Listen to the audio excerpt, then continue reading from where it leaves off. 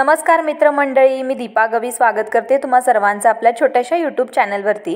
तर मंडळी, काय झालं माहिती आहे का, मी होळीच्या निमित्ताने ना एक रेसिपी बनवायचं ठरवले आणि ती रेसिपी बनवायलाच झाली नाही। कारण का म्हणजे आजकाल दहीवडा ना खूप ट्रेंडिंग चालला आहे। म्हटलं चला आपण सुद्धा दहीवडा बनवूया। पण काय आहे माहिती आहे का, मी दहीवडा खूप वेळा खाल्ला आहे पण बनवला मात्र कधीच नव्हता। म्हणजे लाईफमध्ये ना पहिल्यांदाच हा दहीवडा मी बनवलेला आहे। तर एक्सपिरियन्स कसा होता, काय काय चुका झाल्या सगळ्या मी तुम्हाला सांगेन। आता दहीवडा बनवायचे ना खूप प्रकार आहेत। थेअरी माहीत होतं मला, पण प्रॅक्टिकल कधी केले नव्हते। तर आज प्रॅक्टिकल करूयाच म्हटलं। तर आता साधा सोपा प्रकार मी इकडे वापरलेला आहे। खूप प्रकार आहेत दहीवडा बनवायचे, पण सुरुवात आपण सोप्या प्रकारापासून करूया।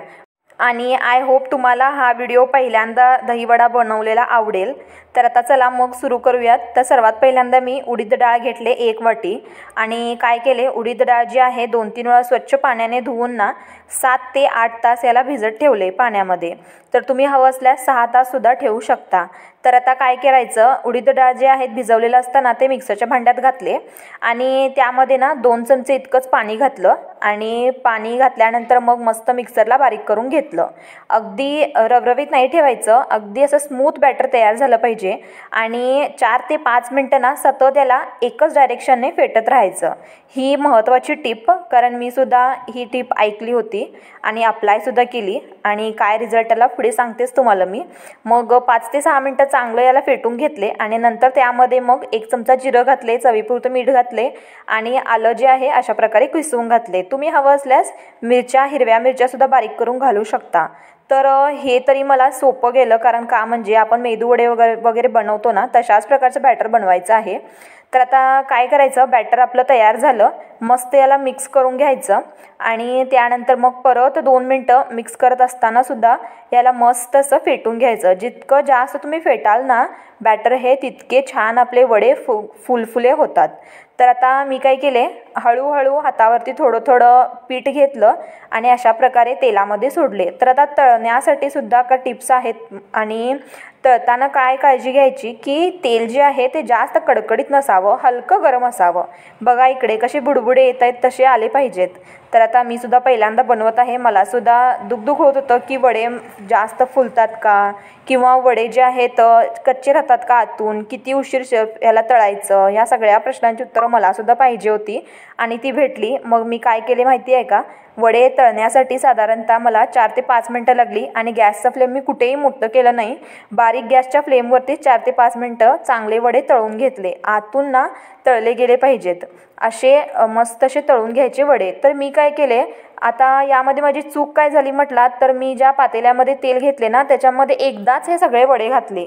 मी काय करायचं होतं, थोडे थोडे वडे घालायचे होते, कारण ते फुलून ना मोठे होतात, मग त्यासाठी तेल जास्ती लागतं आणि ते वर येतात, मग त्याला डिप करायला जागा वगैरे पाहिजे पातेल्यामध्ये।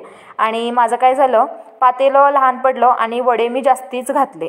तर तुम्ही तसं नका करू, थोडे थोडे वडे म्हणजे 4-5 वडे इतके तळून घ्या, किंवा रुंद जर पातेलं असेल तर जास्त वडे सुद्धा तळू शकता, तेलाचं प्रमाण सुद्धा वाढवा। मग आता काय केले, एकदाच मग सगळे वडे तळून घेतले आणि मग एक साईडला पाणी गरम करायला ठेवले आणि गरम पाणी एका बाउलमध्ये घेऊन ना 5 ते 6च वडे जे आहेत मी भिजायला ठेवले।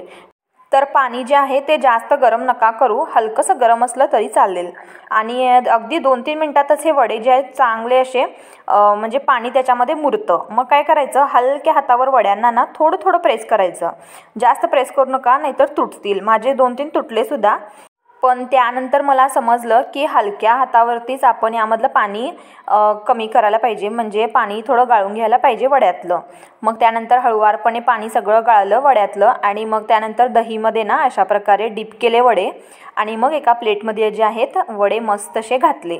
तर दही जे आहे तुम्ही जास्त सुद्धा घेऊ शकता आणि दही जी आहे ती जाड असावी आणि मी इकडे थोडी पातळ दही घेतले, त्यामुळे वड्यांवरती तुम्हाला दही दिसत नाही आहे, पण दही जे आहे वड्यांमध्ये चांगलं मुरलेलं आहे। तर आता काय करायचं, दही तुम्ही अवश्य जाड घ्या, कारण जाड दही छान वाटते दिसायलासुद्धा आणि चांगलं मुरेलसुद्धा. तर आता काय केले, मी परत वड्यांवरती थोडी दही घातली आणि त्यानंतर मग जी आपली खट्टी मिठी इमलीची चटणी असते ना ती घातली आणि ती घातल्यानंतर मग त्याला टेस्ट ना एक नंबर असं आलं, सांगू तुम्हाला, मस्तच आलं. इमली चटणी किंवा हिरवी चटणी जर कशी करायची असेल बघायचं असेल तर ते सुद्धा व्हिडिओ मी बनवलेला आहे, नक्की चेक करा. आणि त्यानंतर मग मी काय केले, हिरवी चटणी बनवलेली होती तीसुद्धा यावरती घातली आणि परत मग दही घातले. तर आता थोडं याला लूक आलं आणि त्यानंतर मग काय केले, यावरती ना थोडा चाट मसाला स्प्रिंकल केले आणि चाट मसाल्यामुळे सुद्धा मस्त लागतं दहीवडा. आणि त्यानंतर मग आपल्याकडे लाल मिरची पूड असते तीसुद्धा यावरती घातली आणि लाल मिरची पूड आहे ना टेस्टसुद्धा छान येते आणि रंगसुद्धा छान येतो. आणि मग त्यानंतर जर तुमच्याकडे शेव असेल तर तो घालू शकता, बुंदी असेल लाल बुंदी तीसुद्धा घालू शकता. तर माझ्याकडे योगायोग दोन्ही होतं, मग पटकन घेतले शेव आणि बुंदी घेतले आणि मस्त यावरती घातले. आता कुठंतरी याला मस्त लूक आला आणि मग त्यानंतर सर्वात महत्त्वाचं होतं टेस्ट करणं, खूप महत्त्वाचं होतं. मग काय केले, तुम्हाला व्हिडिओ दाखवतच एक मी कट करून दाखवले आणि तेच एक घास सहजपणे तोंडात घातला आणि तेव्हा कुठंतरी बरं वाटलं. कारण का म्हणजे सगळं कॉम्बिनेशन जे घातलं होतं, म्हणजेच चटणी, हिरवी चटणी, लाल चटणी, दही आणि वड्यांमध्ये जे मीठ वगैरे घातलं होतं सगळं व्यवस्थित लागत होतं, चाट मसाला वगैरे सगळं छान लागत होतं. मग फायनली वडे झाले तयार. बघा, पहिल्यांदाच खूप छान वडे तयार झाले. तुम्हीसुद्धा बनवा, छान वडे तयार होतील. व्हिडिओ आवडला तर लाईक करा, शेअर करा, सबस्क्राईब करा. भेटू पुन्हा अशा नवीन रेसिपीसोबत. तोपर्यंत स्वस्त रहा, मस्त रहा आणि हॅपी होली.